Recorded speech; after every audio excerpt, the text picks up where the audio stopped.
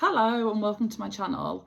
I'm R. Allen Creations. My name is Rebecca, and today I'm going to do quite kind of a quick show of some items that I've made for my school's play. So they're doing Oliver, and before we broke up for the half-term holiday, got a list of things that we needed for the show. I've done most of them, but I ran out of material. If you've seen any of my rants, you will know that I don't spend very much money on my materials, just due to cost and not having that excess money to be spending on expensive materials. So these are all made out of a bedsheet, and I ran out of the bedsheet, and I'm hoping when I get to school we'll have, because we get obviously loads of donations from different things, a lot of bedding and curtains and scrap bits and bobs. So hopefully there's some more bed sheets that are a similar colour that I can do. So they asked for some bonnets, and I'm going to show you the bonnets. So I made 4 of these. So these are the bonnets. This is what they look like. I had a quick gander of what kind of Victorian, they've got a little bow as well to hold them on, what Victorian bonnets looked like online. The issue I had is at home, my fabric stash is just kind of really, really messy and not tidy at all. They were like, you need interfacing. I did not have any interfacing that I could find. And obviously at school, I do know where the interfacing is, but I'm not at school because we just had the week off. So I used a really, really thick upholstery fabric, and I think you might be able to see it on the inside. And you can definitely see it here because I could have bias binded that, but these are for a costume for the play. So they didn't really need me to be perfect. And that's all on the inside, and you can't really see that. It's going to be under the head. So that, I double layered it on here so you can barely see it, not really see it at all. So you can't see it on this side, but I only did 1 layer on the inside. And then I gathered up the hooded bit here so that it gives you some space to obviously sit your head at.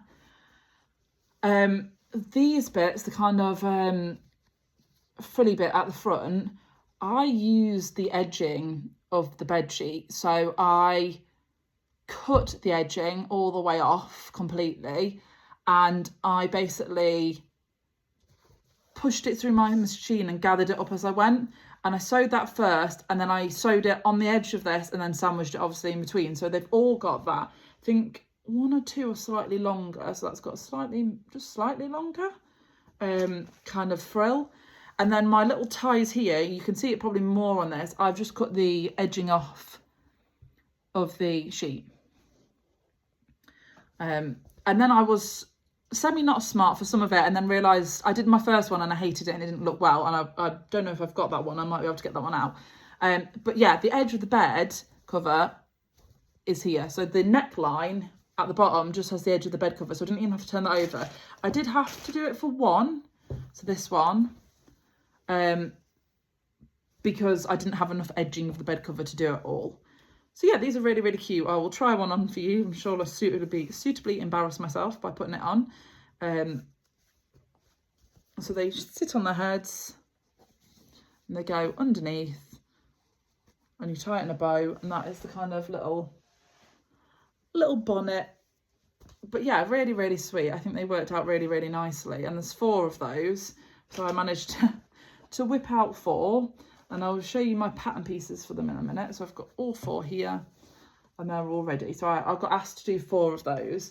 And the pattern pieces, so let me just pick out a rustle for a minute.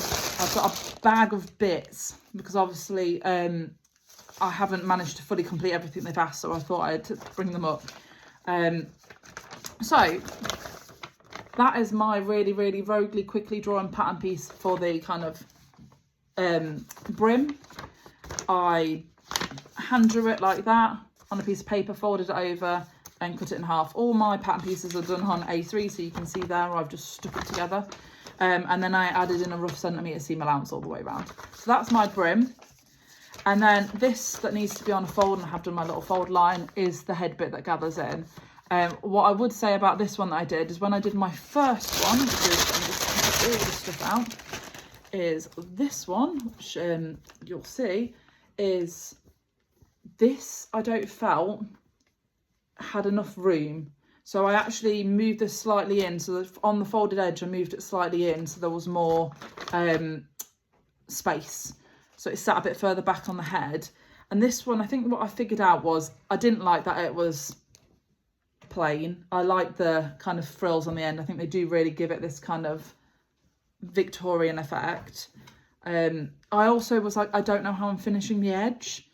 And I could have bias binded it. The same with these inner bits here. So these have all got the inner bits, obviously, are just raw edges. Just time. I didn't really want to spend any more time doing that. So I left it. And I have all this, which I'll show you what I've used it on. All this kind of lace that I got off eBay. It is a synthetic lace. It's not the nicest of lace, but it's a synthetic lace. I think these cost me like £1, £2 a ball. You can like bid on them. They come from China. They take like a month to get to you. And I bought these 10 years ago and I still got them. So I thought I best use them. And then the next thing that I was asked to make, which I've only got 2 of, but I do need 4 of, is some like little collars. So these kind of sit on your shoulders like this. And this is where all the lace has been used to kind of give it that frilly bit. And again, made from a bedsheet. I made my ties up myself. They are made by me out of the bedsheet. And these kind of, if I can get it laid flat, sit on your shoulders over whatever dresses they've got, and they sit like that. And they tie up at the front. And they just kind of have a little bit of a frill.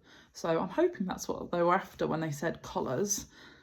So I've made 2 of those. So this one has obviously got this kind of like big lace. And again, I've just ruffled that up and I've sewn that on top because the lace hasn't got any raw edge where it's going to fray. I've just kind of pushed it as far to the edge as possible and sewn it. It kind of has a bit more of a sprayed effect on the edge because obviously it's going around a corner. And as you can see inside, I first went round and did like a stitch really close to the edge just to hold it flat and keep it kind of laying how I wanted it to be laid. The second one uses a little bit more of a posher. It's less frilly, but a little bit more of a posher kind of, let me see if I can get it to show you, a posher kind of frill. It's kind of less plasticky looking, more kind of natural. Yeah, that's another little one. So I've got 2 of those and I need to do 4. So when I get to school, I've got all my patterns and stuff that I kept. I need to basically finish those off. And the pattern for those, in my head, I thought this is how it would look and they've worked out okay. I think at the back, they sit up a bit at the back. So if I pop this one on again, I'll show you the back of it. And I think that's maybe the only issue, is that when you've got it on your neck at the back, it sits up right a little bit. I think for their costumes, for Oliver, I don't think it'll matter. But when I was drawing it, I kind of just went, and you'll see how rogue this is. That is my pattern piece for that. So I drew it out how I wanted it to look, roughly. Added my centimetre seam allowance, folded it in half, and then cut it out. I could have just done it like that and put my place on fold arrows and had that as my pattern piece, but I cut it out double. Yeah, so I needed to cut 2 of those. I then caught in my straps on the inside whilst the right sides were together. Sewed that all the way around, left a gap, sort of 10 centimetres. Bagged it out, so turned it through, ironed it flat, sewed all the way around the edge, then added my frill, and that was those. So I've got to take this with me to school tomorrow so that I can hopefully find some more and do 2 more, but I am going to hand these over to the drama teacher and head of department and see if they are okay. That is my plan, but I think they worked out really nice. So I'm you know, I think they took me to do all 4 bonnets, or kind of 5 because I did another one that I didn't like, or that was kind of a practice. So all 5 bonnets and 2 collars took me about 2 hours, 2.5 hours, maybe 3 from scratch, including drafting up the patterns. I did go on the internet and type in bonnet because I was like, how I would do a bonnet would have been slightly different to that. I would have done it like you do a baby's bonnet. So I would have possibly had like 3 sections and a section that goes down there like that, and then your round section there, and then you tie underneath. But I think these are a bit more truer to the era as such. So yeah, they are very sweet looking things, and I'm quite happy with them. And they're obviously, you're not going to see the inside when they're on. They're quite smart otherwise, and they fit on quite well, and they've obviously got the little ties. Things, yeah. If you want to see more of my content, please like and subscribe, and you'll see my ranting about all the kind of weird and wonderful things that I'm making for different things. Thank you very much. Bye.